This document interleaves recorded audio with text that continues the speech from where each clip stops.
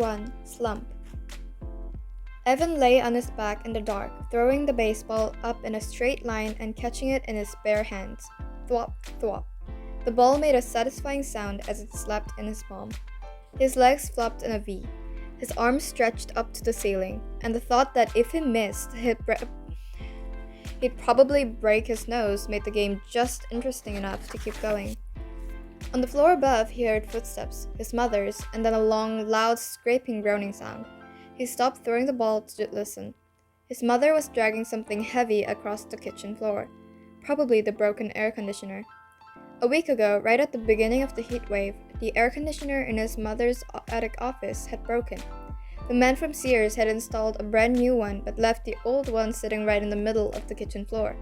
The Treskys had been walking around it all week. Scrape. Evan stood up. His mom was strong, but this was a two-person job. Hopefully she wouldn't ask him why he was hiding in the dark basement. And hopefully Jessie wouldn't be in the kitchen at all. He'd been avoiding her for 2 days now, and it was getting harder by the minute. The house just wasn't that big. Evan had his hand on the railing when the scraping noise stopped. He heard footsteps fading to silence. She'd given up. Probably the heat, he thought. It was that kind of weather. Giving up kind of weather. He went back to lying on the floor. Thwop, thwop. Then he heard the basement door open. Psh. Evan caught the ball and froze. Evan! Jessie's voice sounded echoey in the darkness. Evan, you down there? Evan held his breath. He lay completely still. The only thing that moved was the pins and needles crackling in his fingers. He heard the door start to close.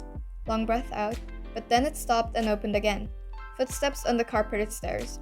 A black outline of Jessie standing on the bottom step with daylight squirting all around her. Evan didn't move a muscle. Evan, is that you? Jessie took one short step into the basement. Is that? She inched her way toward him, then kicked him with a bare foot. Hey, watch it, would ya? Said Evan, swatting her leg. He suddenly felt stupid lying there in the dark. I thought you were a sleeping bag, she said. I couldn't see. What are you doing, Handia?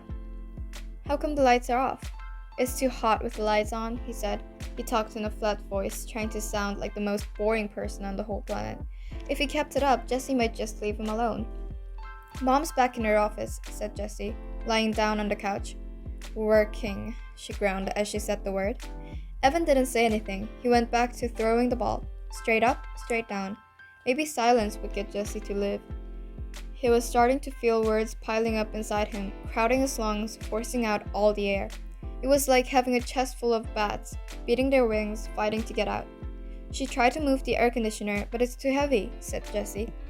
Evan tightened his lips. Go away, he thought. Go away before I say something mean. It's gonna be hot all week, Jessie continued. In the 90s, all the way up till Labor Day. Thwop, thwop. So what you wanna do? Jessie asked. Scream, thought Evan. Jessie never got it when you were giving her the big freeze. She just went right on acting as if everything were great. It made it really hard to tell her to bug off without telling her to bug off. Whenever Evan did that, he felt bad. So what do you want to do? Jessie asked again, nudging him with her foot. It was a direct question. Evan had to answer it or explain why he wouldn't. And he couldn't get into that. It was too complicated, too hurtful. Evan? Huh? So what do you want to do? She asked for the third time. Doing it, said Evan. Nah, come on, for real. For real, he said. We could ride our bikes to the 7-Eleven, she said. No money, he said. You just got $10 from Grandma for your birthday. Spent it, said Evan. On what? Stuff, Evan said. Jessie's voice dribbled down to nothing. Evan stopped throwing the ball and looked at her. What? Jessie pulled her legs tight to her chest. Nothing, she said. Right, said Evan. He knew that Jessie had money. Jessie always had money squirreled away in her lockbox.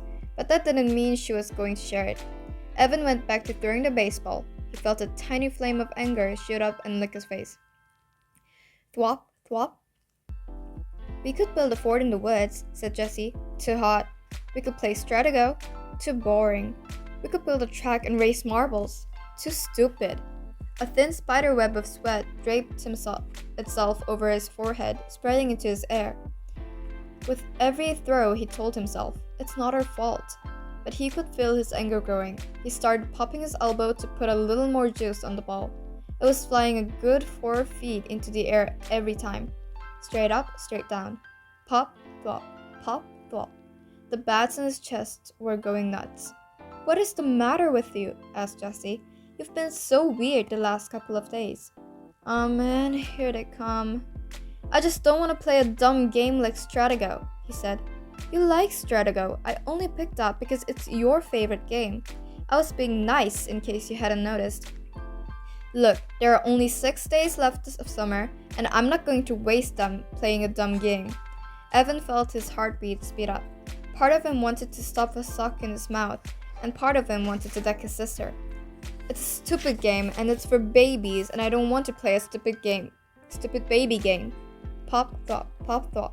Why are you being so mean? Evan knew he was being mean, and he hated being mean, especially to her, but he couldn't help it. He was so angry and so humiliated and so full of bats, there was nothing else he could be, except alone, and she'd taken even that away from him.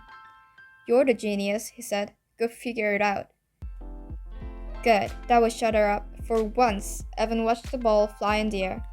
Is this because of the letter? Jessie asked. Crack. Evan had taken his eyes off the ball for 1 second, just for 1 second, and the ball came crashing down on his nose. Crud, oh crud! He curled over onto his side, grabbing his nose with both hands. There was blinding, blooming pain right behind his eyes that was quickly spreading to the outer edges of his skull. Do you want some ice? He heard Jessie ask in a calm voice. What'd you think? He shouted. Yeah? She stood up. No, I don't want any stupid ice. The pain was starting to go away, like a humongous wave that crashes with a lot of noise and spray, but then slowly fizzles away into nothing. Evan rolled to a sitting position and took his hands away from his nose. With his thumb and index finger, he started to pinch the bridge. Was it still in a straight line? Jessie peered at his face in the dim light. You're not bleeding, she said. Yeah, well, it hurts, he said, a lot. It's not broken, she said. You don't know that. You don't know everything, you know. You think you do, but you don't. It's not even swollen. You're making a big deal out of nothing.